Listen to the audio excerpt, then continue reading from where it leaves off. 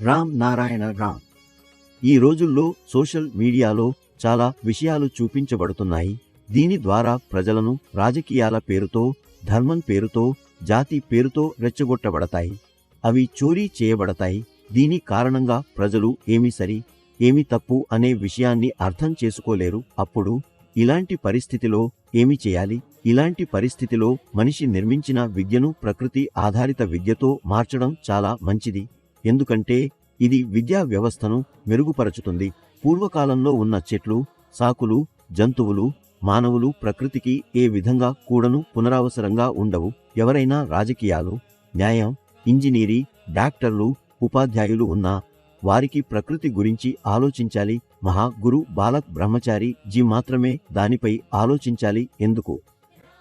ప్రకృతిలో ఉన్న ఆలోచనలను పుస్తకాల్లో రాయడానికి అది భూమికి ఎంత మంచిది అవుతుందని మీరు అర్థం చేసుకోవచ్చు. భూమిపై చాలా తెలివైన ప్రజలు ఉన్నారు.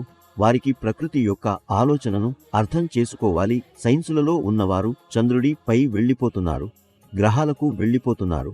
కానీ వారు అంగీకరించాలి, ముందుగా అక్కడ వెళ్లడం వల్ల ఎలాంటి ప్రయోజనాలు ఉండవు. మీరు మొదట భూమిని మెరుగుపరచాలి. భూమిపై సుమారు 800 కోట్ల మంది ఉన్నారు. వారిపై దృష్టి పెట్టాలి. రామ్ నారాయణ రామ్ జపించడం ద్వారా మనం ప్రతి విషయాన్ని పొందగలుగుతాం. మరింత దేనికి ఇతర మతాల అవసరం?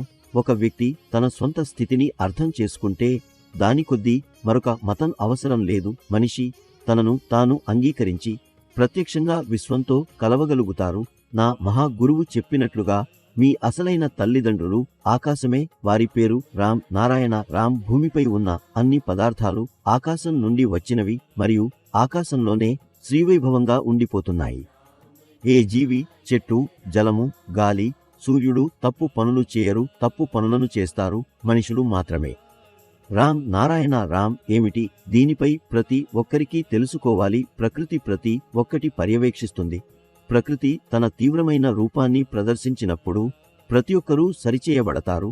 భూమి 52 సార్లు తిరిగింది. ఇప్పుడు భూమి తిరిగే ప్రతిసారి అది 53వసారి అవుతుంది. అందువల్ల మనుషులను మెరుగుపరుచుకోవాలి.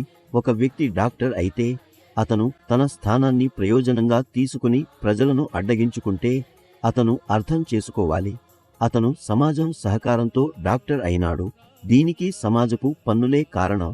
అది మీరు మంచి కళాశాలలో చదువుతారు.